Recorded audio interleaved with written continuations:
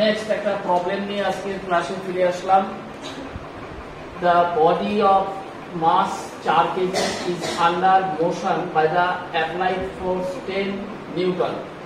Find the frictional force and the acceleration where mu k is equal to 0.2. এবার একটু mindfully দেখ, এখানে একটা বডি আমরা ধরে নেব যে একটা হরাইজন্টাল সারফেসের উপরে আছে। যদি কোনো রকম মেনশন করা না থাকে, যদি ইনক্লাইন সারফেসে বলতো তাহলে ইনক্লাইন সারফেস আমরা আসতাম, কিন্তু এখানে কোনো কিছু মেনশন করা নেই, তাই আমরা মনে করতে পারি যে এটা একটা হরাইজন্টাল সারফেসে আছে। আচ্ছা, এবার হচ্ছে মাস 4 কেজি, তাহলে এটা 4 কেজি 4 ইন্টু জি মানে mg, তার মানে মাস 4 আর জি নিচের দিকে ক্রিয়া করবে। এবার অ্যাপ্লাইড ফোর্স হয়েছে এখানে 10 নিউটন, এটা হলো এখানে এফ অ্যাপ্লাইড ফোর্স। তাহলে এটার একটা নরমাল রিঅ্যাকশন হবে উপরের দিকে M.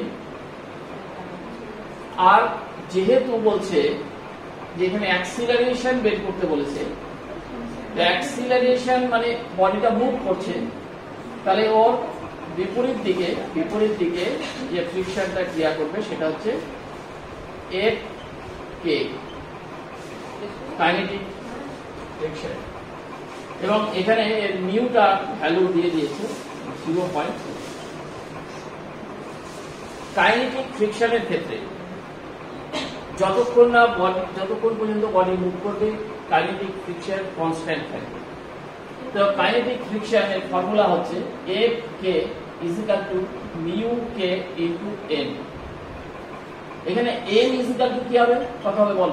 N is equal to m g মানে 4 ইনটু জি, 4 ইনটু জি। এখানে আমি জি এর value 10 newton per metre square ধরে নিলাম, মানে 9.8 হয়। সেটাকে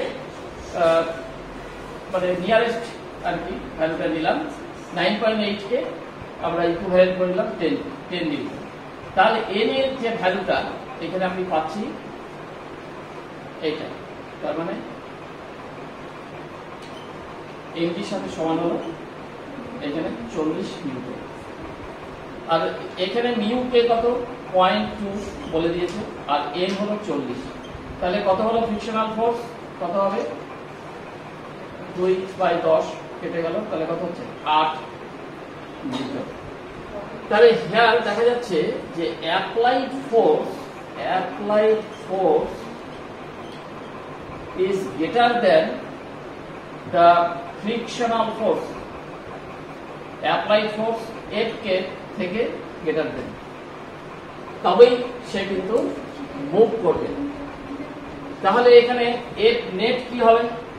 এফ নেট এইদিকে 10 নিউটন ক্রিয়া করছিল, আর পিছন দিকে দেখ 8 নিউটন ফোর্স যার প্রয়োগ হচ্ছে, তাহলে 2 নিউটন ফোর্স তো বেশি আছে সামনের দিকে।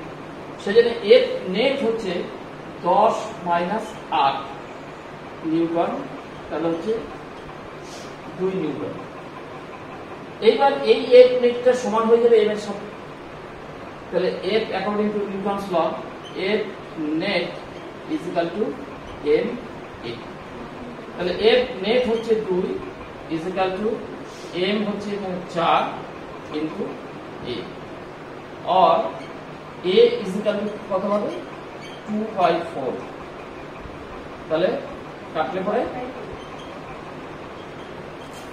0.5 মিটার পার সেকেন্ড স্কয়ার। এটা কিন্তু এর ইউনিট দিতে হবে।